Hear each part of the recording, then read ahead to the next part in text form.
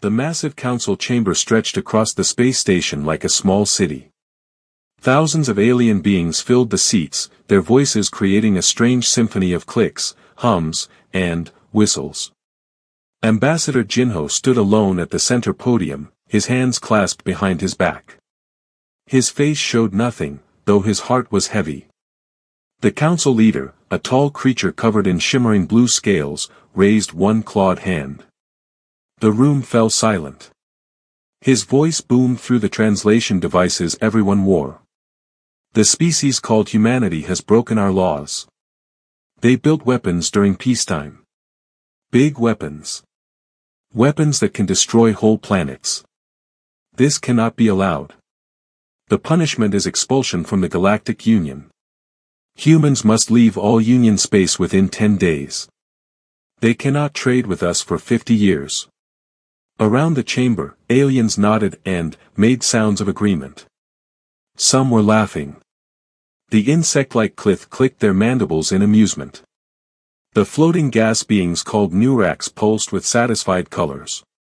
The proud Vrathan whispered to each other, their scales flashing with pleasure. Myoung, standing beside Jinho, felt tears on her cheeks. She was young, only 25, and this was her first major assignment as a diplomatic aide.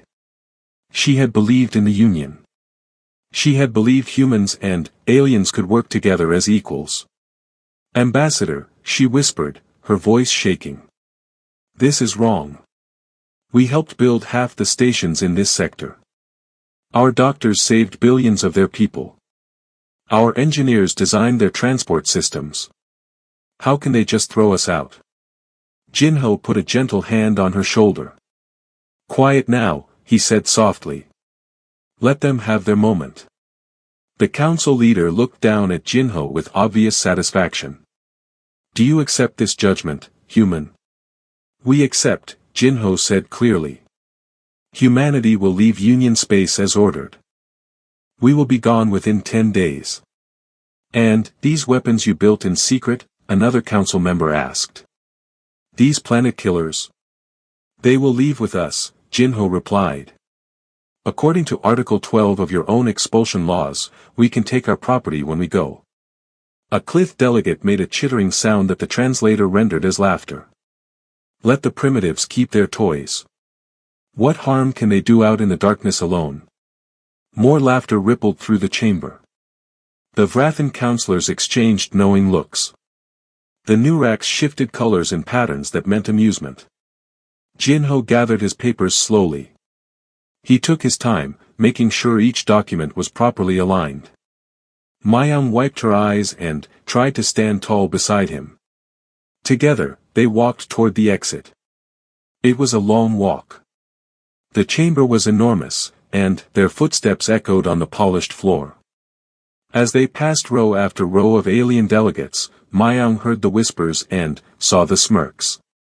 Some aliens didn't even bother to hide their pleasure at seeing the humans humiliated. Good riddance to the chaos bringers, someone said. Finally, we can have order again, said another. Unpredictable. Dangerous. Better off without them. Myoung's fists clenched, but Jinho's steady pace never changed. His face remained calm, almost serene. When they finally reached the exit and the doors closed behind them, Myoung broke down completely. How can you be so calm? She demanded.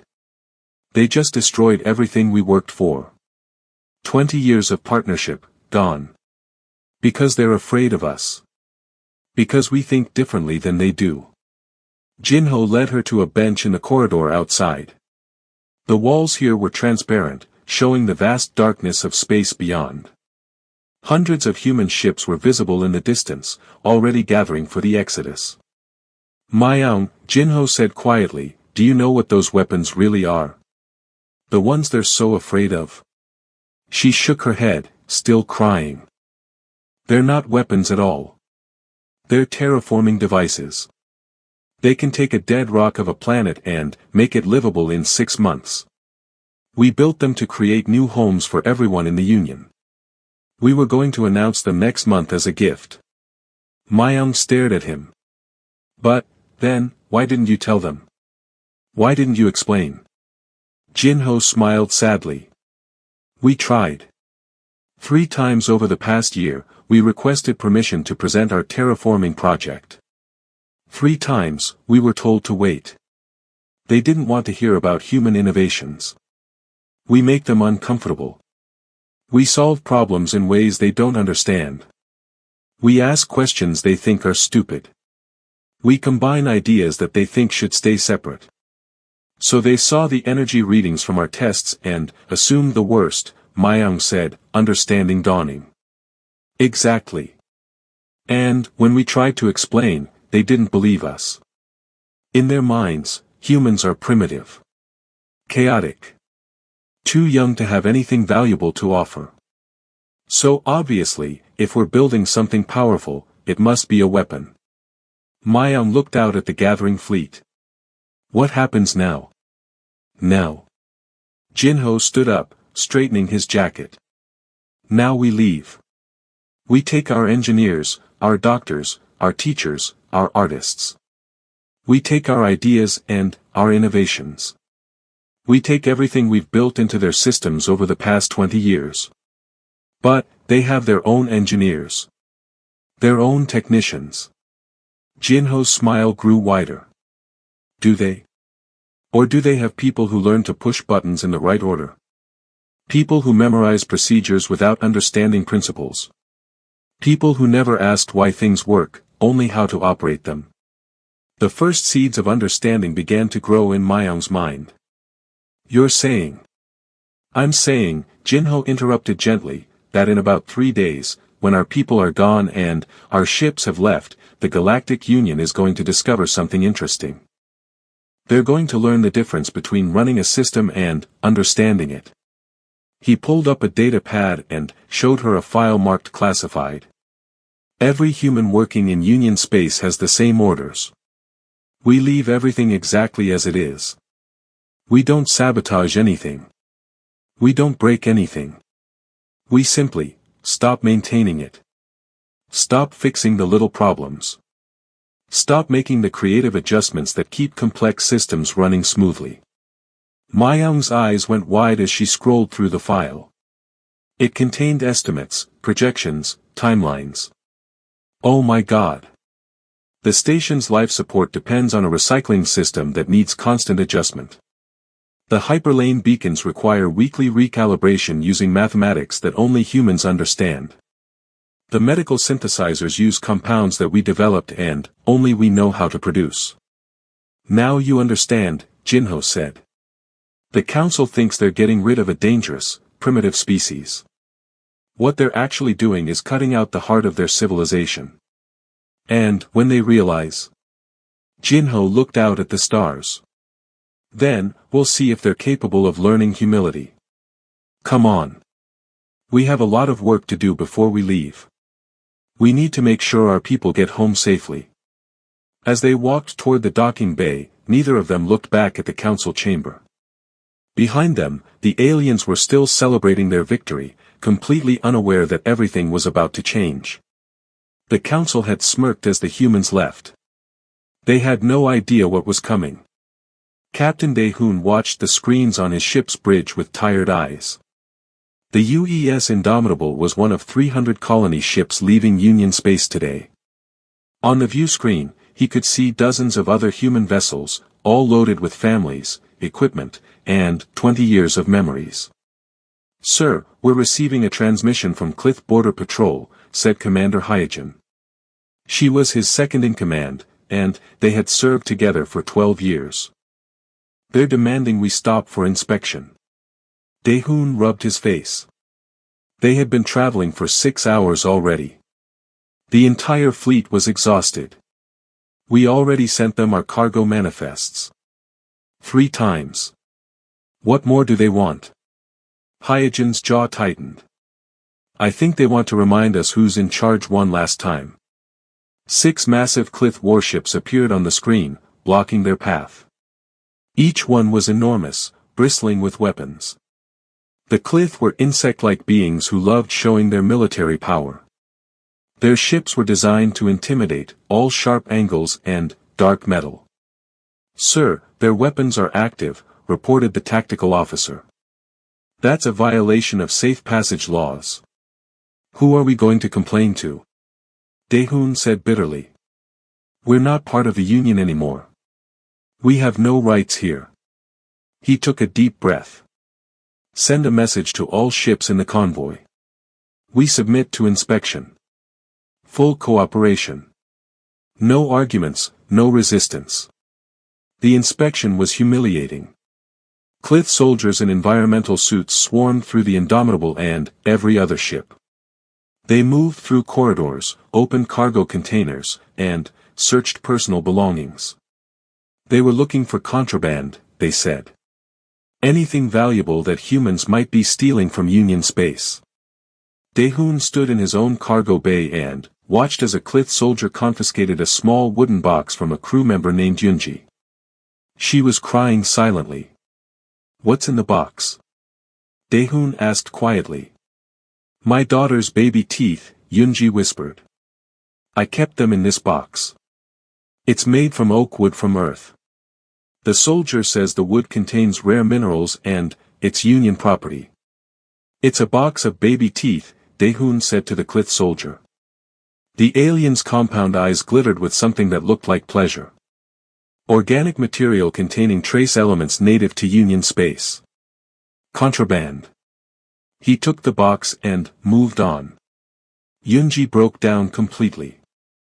Other crew members gathered around her, but there was nothing anyone could say.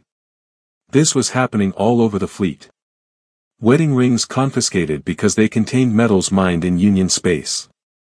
Children's toys taken because they were made from materials that originally came from Union worlds.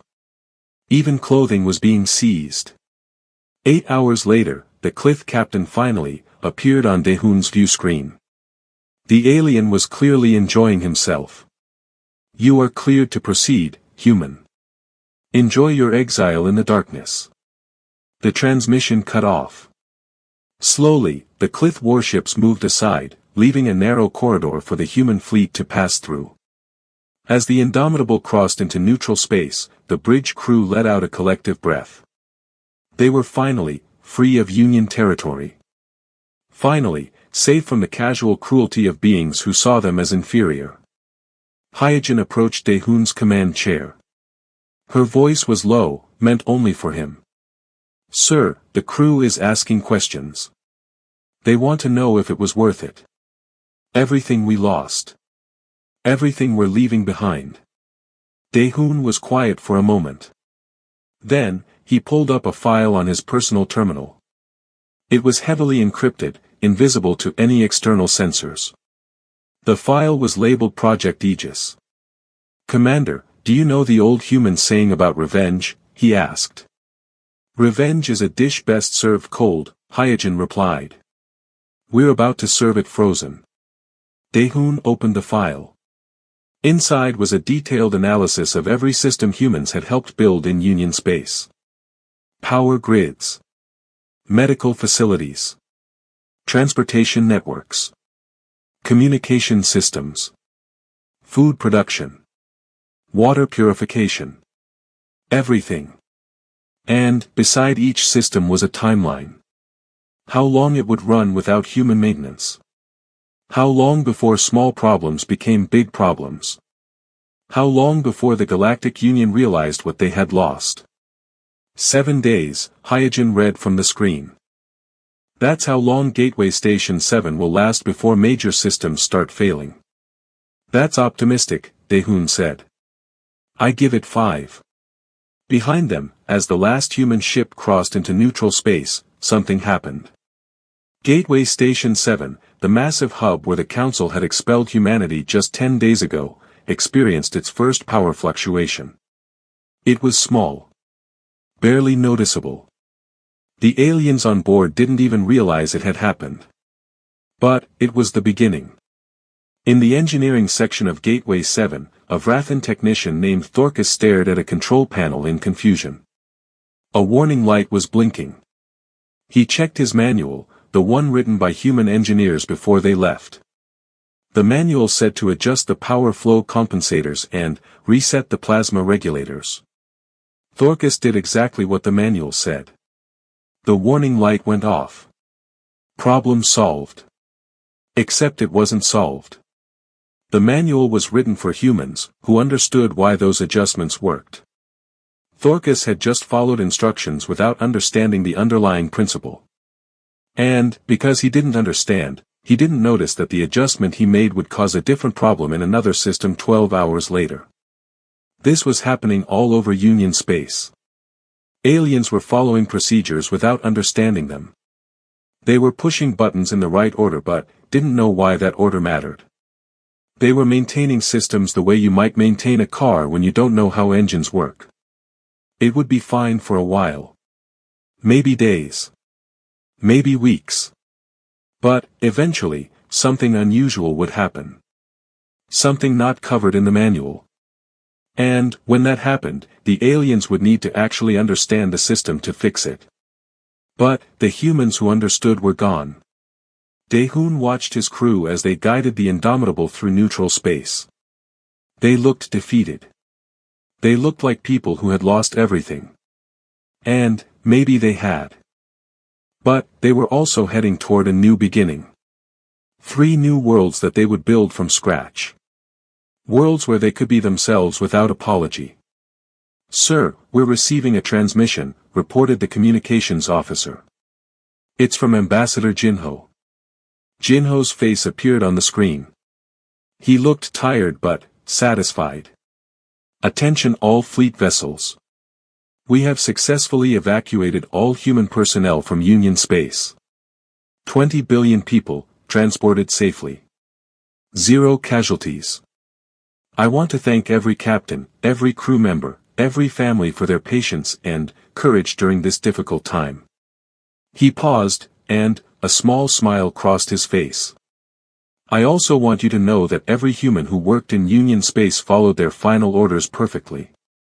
We left everything exactly as it was. We didn't break anything. We didn't sabotage anything. We simply stopped being there." Another pause. The smile grew wider. "I estimate the Union has about 72 hours before they start to understand what they've lost. When they do, remember this moment. Remember how they treated us. Remember Yunji's wooden box and every other casual cruelty. Because when they come asking for help, and they will, we negotiate from a position of strength."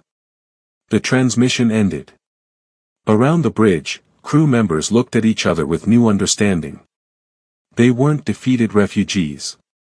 They were free people who had just taught the galaxy a lesson it would never forget. Hyojin stood beside Daehoon's chair. "What do you think will happen when they realize?" "Panic, probably," Daehoon said. "Then, anger. Then, denial. Then, desperation. And, then, if we're lucky, humility. And, if we're not lucky." Daehoon looked at the stars ahead. 3 new worlds waited there. Worlds where humans could build something new. Something better. Then, we thrive without them and prove we never needed the Union in the first place. The fleet continued on its journey, leaving Union space behind. And, behind them, slowly but surely, the most powerful civilization in the galaxy was beginning to crumble. Trade Minister Velcros floated in his office chamber, his gaseous form swirling with colors that indicated extreme stress. The Nurax communicated through color changes, and, right now Velcros was flashing red and black in patterns that meant disaster. "How many systems?" he demanded of his aide. The aide, a younger Nurax named Felkes, pulsed with nervous yellow tones. 73% of all Union infrastructure is experiencing critical failures, Minister. The humans didn't just build our systems. They integrated themselves into every level of operation. We didn't realize how much we depended on them. Velcros accessed the damage reports flowing in from across the Union. The list was terrifying. Hyperlane navigation beacons were going offline. Ships were getting lost in space. Planetary defense grids were malfunctioning. Some worlds were now completely unprotected. Medical facilities couldn't synthesize 40% of essential medicines. People were dying from illnesses that should have been easily cured. Food production on 17 colony worlds had completely stopped. 17 worlds. Billions of people. They had maybe 3 months of reserves before starvation began. This is impossible, Velcro said, his colors flashing with disbelief. We have our own engineers. Our own technicians. Our own scientists. How can we be helpless without the humans? Felky's shifted to a darker blue, the color of uncomfortable truth. Our people relied on human-designed systems they never fully understood, Minister. The humans didn't sabotage anything. They didn't break anything. They simply left. And, when they left, they took their knowledge with them. On the Vrathan homeworld, Chief Scientist Thrakos was experiencing her own crisis. The quantum computer arrays that powered all of Vrathan civilization's research had been offline for 6 hours. 6 hours. In 6 hours, they should have processed millions of calculations, analyzed thousands of research projects, coordinated hundreds of experiments across dozens of worlds. Instead, the screens were dark. Thrakos stood before the silent machines with her best technicians. All of them were staring helplessly at equipment they used every day but never truly understood. We followed the documentation exactly, insisted Morketh, one of her senior staff. His scales were flushed with embarrassment. The human manuals are very detailed. Step 1, Step 2, Step 3. We did everything right. Then, why isn't it working? Thrakos demanded. Morketh pulled up the manual on a datapad. Here. This section. It says to perform intuitive debugging. But, that's not a procedure. That's not a logical step. What does intuitive even mean? Thrakos took the datapad and read further. The manual was full of phrases like, creative problem solving, think outside the box, try different approaches, use your judgment. These weren't instructions. These weren't logical procedures that a computer could follow. These were human things. The Vrathan had spent 1,000 years developing perfect logical systems. Everything had a procedure. Everything had steps. You followed the steps, and you got results. That was how civilization worked. That was how science worked. Except the humans didn't work that way. They looked at problems from strange angles. They combined ideas that shouldn't go together. They broke rules and made up new ones. They asked, what if, instead of, what is? And, somehow, their chaos worked. We expelled them for being too innovative, Thrakos said quietly. We said they were too unpredictable. Too dangerous. Too likely to create problems with their rapid advancement and their refusal to follow established protocols. Yes, Chief Scientist, Morketh agreed. We expelled them for not being like us. And, now we learn, Thrakos continued, her voice hollow, that their chaos was holding our order together. Our perfect logical systems only worked because humans were constantly making illogical adjustments. Our civilization was stable because they were willing to be unstable. The irony was crushing. On the Clith homeworlds, the situation was even worse. The Clith were a hive species that valued efficiency above all. Their agricultural systems were marvels of precision, designed to feed 70 billion citizens with no waste. But, those systems had been designed in partnership with human agronomists. Humans who understood the complex relationship between alien soil chemistry and Earth-derived crop modifications. Humans who could make tiny adjustments based on weather patterns, seasonal variations, and 1,000 other factors. Without those humans, the systems still ran. But, they ran according to fixed parameters. When the weather changed unexpectedly, no one adjusted the irrigation.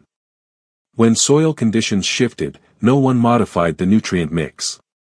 When pests developed resistance to standard deterrents, no one created new solutions. 3 months after the humans left, crop yields dropped by 80%. The Clith were facing starvation on a scale their species had never experienced. Emergency council sessions were happening every day now.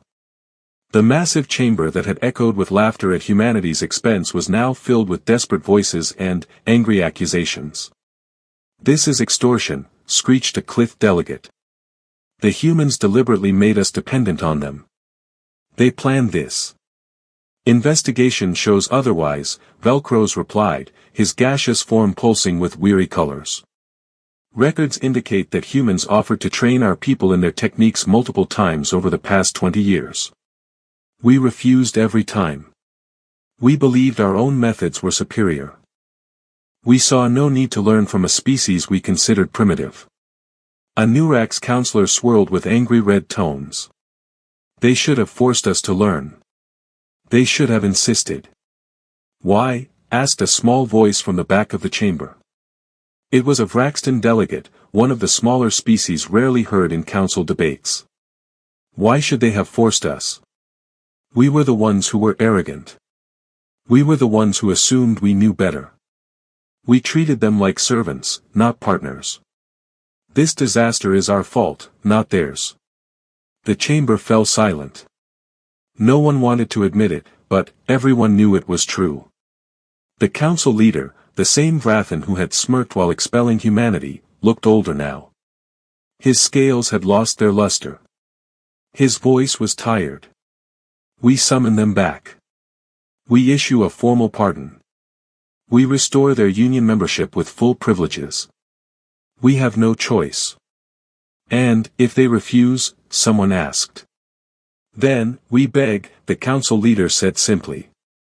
On New Sol, one of humanity's 3 new colony worlds, Ambassador Jinho sat in his office and watched the messages pile up. Every day brought dozens of new communications from the Union. Some were marked urgent. Some were marked critical. Some were marked priority alpha, the highest level of importance. He ignored them all. Mayang entered his office carrying yet another batch. "Sir, these are from the council leader himself. He's offering a full apology. Complete restoration of membership. Reparations for all seized property. Even a permanent seat on the High Council." Jinho didn't even look at the messages. "What else is happening out there?" Mayang consulted her datapad. "The Clith are rationing food. The Nurax have lost 6% of their population to containment field failures. The Vrathan have made 0 scientific advances in 4 months. Gateway Station 7 is running on emergency power. 3 colony worlds have been evacuated because life support failed." "Good," Jinho said quietly. Mayang looked shocked. "Sir, people are dying." "Yes," Jinho agreed. "And, that's terrible. But, do you know what would be worse? Going back now and teaching them nothing. Saving them before they truly understand what they did wrong. If we return too soon, they'll be grateful for a few months, then, slowly convince themselves that we weren't that important after all. They'll start seeing us as useful primitives again. And, in 20 years, we'll be right back where we started." He stood up and walked to the window. Outside, New Sol was growing. Humans were building homes, farms, schools. They were creating something new. Something that was entirely theirs. "We let them suffer a little longer," Jinho said. "Not to be cruel. But, to teach them something they should have learned a long time ago. Different doesn't mean inferior. Chaos doesn't mean useless. And, you should never, ever take your friends for granted."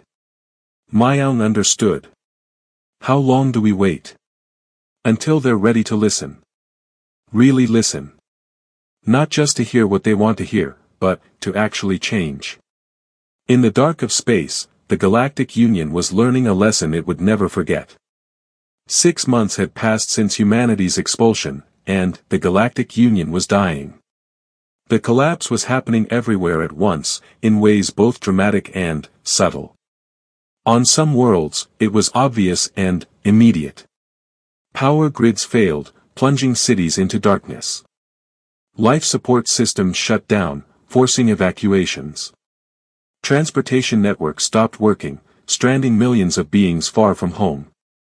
On other worlds, the decay was slower but just as deadly. Research facilities produced no new discoveries. Medical centers ran out of specialized medicines. Communication systems degraded little by little until worlds could barely talk to each other. The Clith homeworlds were starving. Their precise, efficient agricultural systems had become death traps. Without human agronomists to make constant tiny adjustments, the systems followed their programmed parameters exactly, even when those parameters were wrong for current conditions. When unexpected frost hit the northern continent, the irrigation systems kept running at summer levels. Crops drowned. When a new strain of fungal infection appeared in the southern fields, the automated response systems deployed the wrong treatment. The infection spread. When soil conditions changed due to seasonal variations, no one adjusted the nutrient delivery. Plants withered and died. 70 billion Clith were facing starvation. Their government was rationing food at levels not seen in 1,000 years. Worker drones were growing weak. Hive queens were beginning to cull their own populations to save resources. The Nuraks were facing something worse than starvation. They were facing extinction. The Nuraks existed as gaseous consciousness, their thoughts and memories held together by sophisticated energy fields. Those fields were generated by fusion reactors of incredible complexity, reactors that had been designed by human physicists 200 years ago when the Nuraks first joined the Union. For 2 centuries, humans had maintained those reactors. They had improved them, upgraded them, and, most importantly, made constant adjustments to keep them running. The Nuraks had never bothered to truly understand the technology. Why would they? The humans handled it. Now the reactors were failing. Not all at once, but one by one. And, when a reactor failed, every Nuraks being sustained by that reactor simply stopped existing. Their consciousness dissipated into space. Billions of thoughts, memories, and experiences, gone in an instant. 6% of the Nuraks population had already been lost. If the trend continued, the entire species would be extinct within 2 years. The proud Vrathan, with their 1,000-year scientific tradition and their absolute confidence in logic and order, were facing a different kind of death. Not physical extinction, but the death of progress. For 4 months, Vrathan research facilities had produced exactly 0 new discoveries. 0.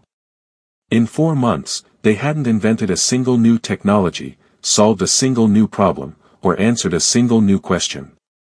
Their quantum computer arrays sat dark and silent. Their laboratories produced nothing but failed experiments. Chief Scientist Thrako spent her days staring at equipment she couldn't make work and reading human research notes she couldn't fully understand. The notes were full of phrases like, "I had a hunch," and "I tried something crazy," and "this shouldn't work but it does." These weren't scientific methods. These were guesses and accidents and random attempts. But, somehow, the human random attempts had produced more breakthroughs than 1,000 years of careful Vrathan logic. The revelation was humbling beyond words. Emergency council sessions had become permanent. The council chamber was now in constant operation, with delegates rotating in shifts. Everyone had the same question and no one had an answer. How do we fix this? We need the humans back, said the Nuraks representative, his gaseous form pulsing with desperate colors. My people are dying. Every day, more of us simply cease to exist. We don't have time for pride or politics. We need help now. Agreed, said the Clith delegate. Her mandibles clicked with anxiety. Our food reserves will last another 2 months. After that, we begin mass starvation. We must have human assistance immediately. The council leader, the Vrathan who had expelled humanity with such confidence, looked around the chamber. His scales were dull and gray. He had aged 10 years in 6 months. We have sent 87 requests to the human government on New Sol, he said quietly. 87 formal apologies, offers of restoration, promises of reparations. They have ignored every single one. Then, we send ambassadors, suggested a delegate from the small Vraxton species. We go to them in person. We show them the destruction. We explain that beings are dying. And, if they still refuse, asked another. The chamber fell silent. No one wanted to consider that possibility. The idea that the primitive, chaotic humans might simply let the Galactic Union collapse was too terrible to contemplate. But, it was also the truth they deserved. They had expelled humanity with laughter and smirks. They had treated their human partners like servants and thieves. They had assumed their own superiority was so obvious that the loss of one small species wouldn't matter. They had been catastrophically wrong. I will go myself, the council leader finally said. I will take a delegation to New Sol. I will apologize in person. I will beg if necessary. Admiral Taijun of the Human Defense Fleet received the message in his office on New Sol. The council leader himself was requesting permission to visit. To negotiate. To discuss matters of urgent mutual concern. Taijun called an emergency meeting of the new Human Council. Around the conference table sat Jinho, who was now Director of Foreign Affairs, Sun Wu, the Minister of Defense, Boyang, the Chief of Technology and Industry, and Hannah, the Minister of Colonial Development. They're offering us everything, Taijun said, displaying the message on the central screen. Full membership restoration. Reparations for all seized assets, including personal items taken during the Exodus. A permanent seat on the High Council with veto power. Priority access to all Union resources. Formal acknowledgement that we were wrongly accused. What do they want in return, asked Sun Wu, though everyone already knew.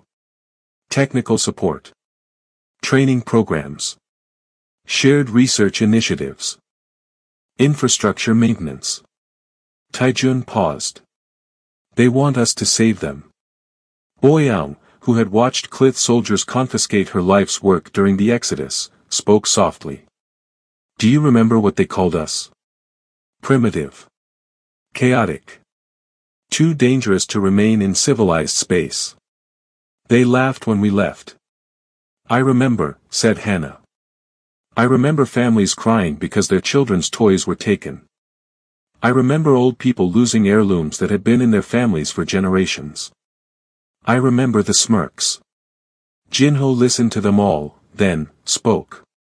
Everything you're saying is true. They were cruel. They were arrogant. They deserve to suffer for what they did to us. But, prompted Sun Wu.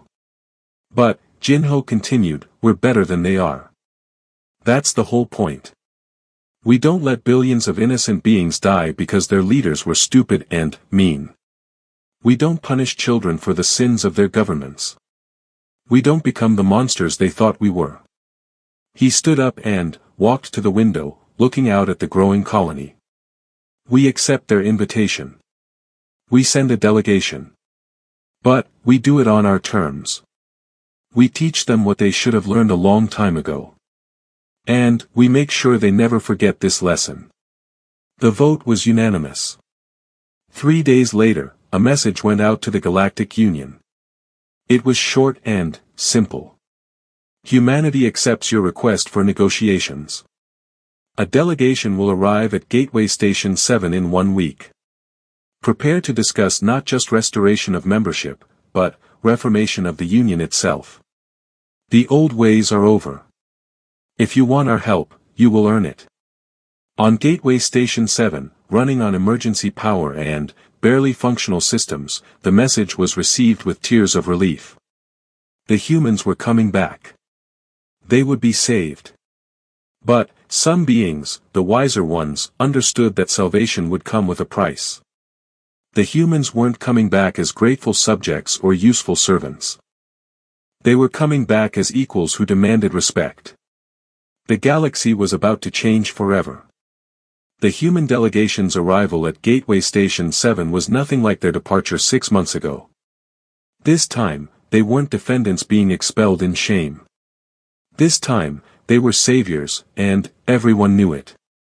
Ambassador Jinho led a team of 50 specialists through the station's corridors. Behind him walked engineers, doctors, agricultural experts, computer scientists, and specialists in a dozen other fields. They moved in silence, their faces calm and professional. The corridors they passed through showed the decay of 6 months without human maintenance. Lights flickered. Walls showed signs of damage from small fires that hadn't been properly repaired. The air smelled stale because the recycling systems weren't operating at full efficiency. Delegates from every member species lined the route to the council chamber.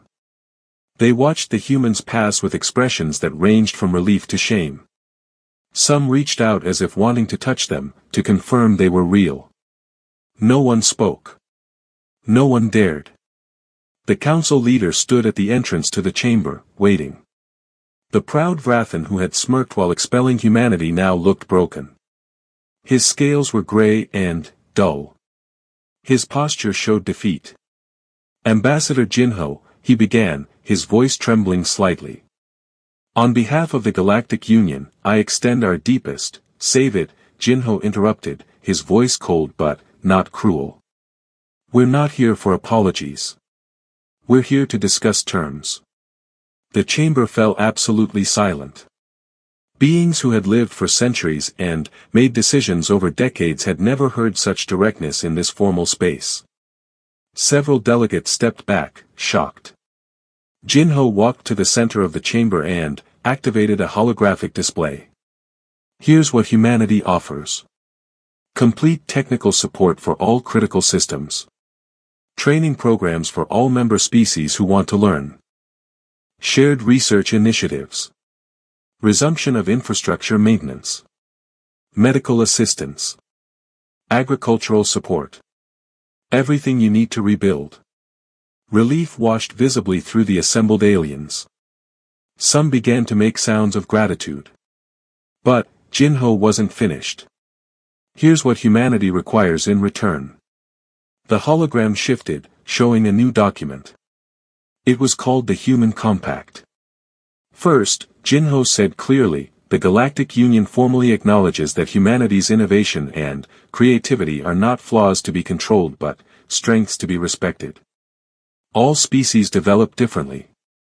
All have value. Different approaches to problems are good, not dangerous.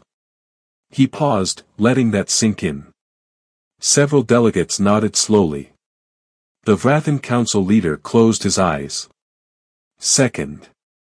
The weapons you expelled us for creating? They're not weapons. They're terraforming devices. They can transform hostile, dead worlds into livable planets in 6 months instead of 600 years.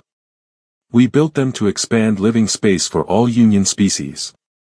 Your paranoia saw only danger where we had created hope. Gasps echoed through the chamber. Some delegates pulled up their own records, confirming what Jinho said. The data was there. The humans had never built weapons. They had built tools of creation, not destruction. Third. Humanity receives full sovereignty over our technology. We will share. We will teach. We will collaborate. But, you will never again assume you can simply take what we create and throw us away when you find us inconvenient. We are partners, not servants. Jinho's voice grew stronger, more forceful. Fourth. The Galactic Council is reformed. No single species can be expelled without unanimous consent from all members.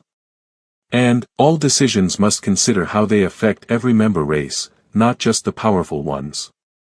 The small species have voices too.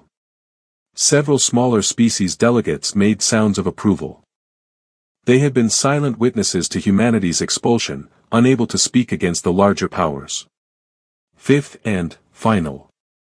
You will never again mistake kindness for weakness. Jinho looked directly at the council leader. We helped you because we believed in cooperation. Because we thought different species could work together and create something better than any could achieve alone. You saw our eagerness to help and assumed it meant we were weak. Primitive. Desperate for your approval. He gestured at the damaged station around them. Now you know the truth. We weren't weak. We were strong enough to be generous. We weren't primitive. We were advanced enough to see value in sharing. We weren't desperate for you. You were completely dependent on us. The silence in the chamber was total. Some beings couldn't meet Jinho's eyes.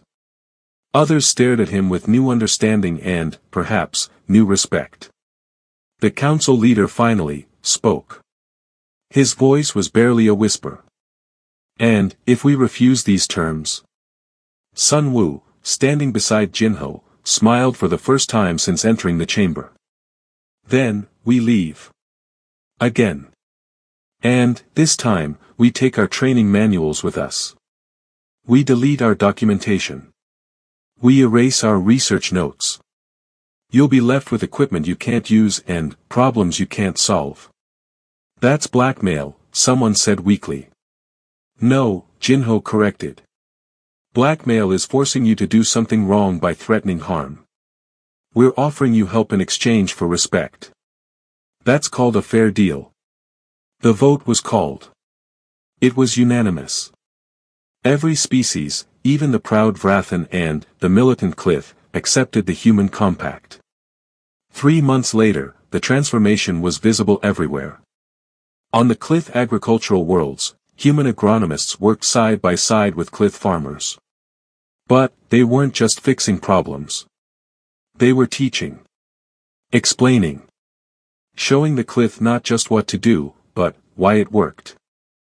A human named Salmon stood in a vast field with a young Cliff worker named Tixkla. See how the soil is darker here? Salmon asked, pointing at the ground. That means more organic matter.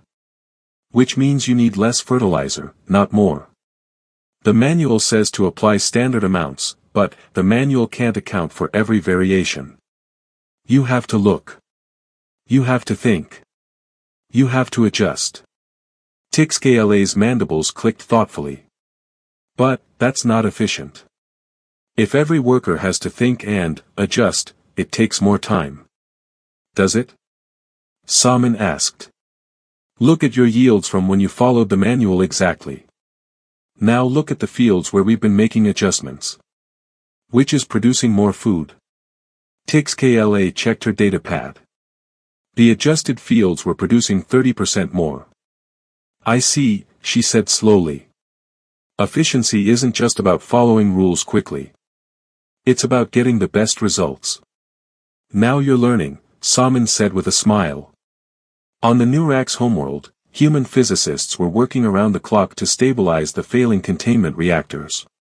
But, again, they weren't just fixing. They were teaching. Dr. Mincio stood before a holographic display with a group of Nurak's engineers. Their gaseous forms swirled with colors indicating intense concentration. The problem, Mincio explained, is that you're treating these reactors like they're static machines. But, they're dynamic systems. They interact with each other. They respond to environmental changes. They need constant monitoring and adjustment. But, the original design specifications don't mention that, one of the Nurak said, pulsing with confused yellow colors.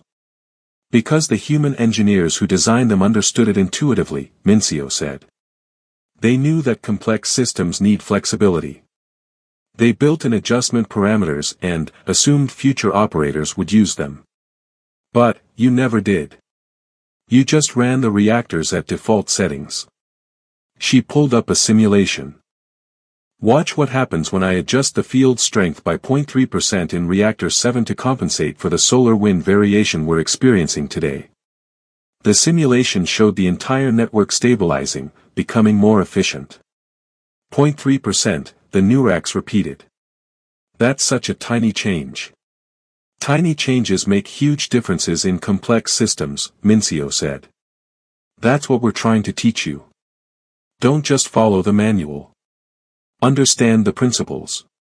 Then, you can make the tiny adjustments that keep everything running smoothly.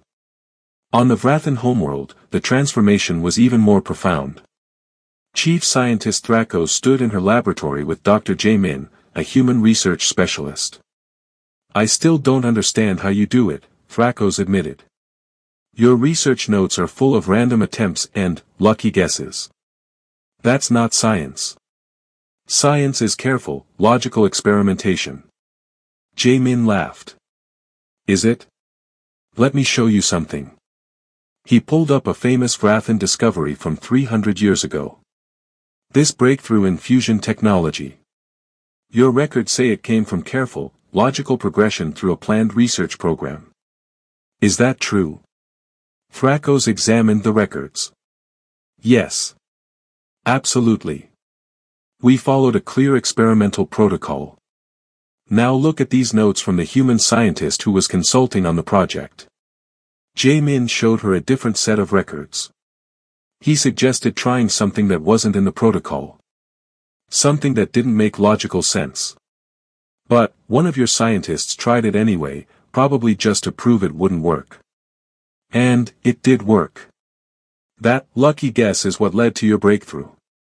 Thrakos stared at the records. "We never knew that. We credited the discovery to our systematic approach." "Because that's how you tell the story afterward," Jae-min said gently. "You take the messy, chaotic process of actual discovery and clean it up into a nice logical narrative. But, real innovation is always messy. It's trying things that shouldn't work. It's combining ideas that don't belong together. It's being willing to fail 100 times to succeed once. So when you expelled us for being chaotic and unpredictable," Thrakos began. "You expelled us for the very thing that made us valuable," Jae-min finished. "Our chaos was feeding your order. Our creativity was enabling your logic. We weren't dangerous. We were necessary." 6 months after the Human Compact was signed, Ambassador Jinho stood in the council chamber once more. This time, he was there for a celebration. The unveiling of a new monument.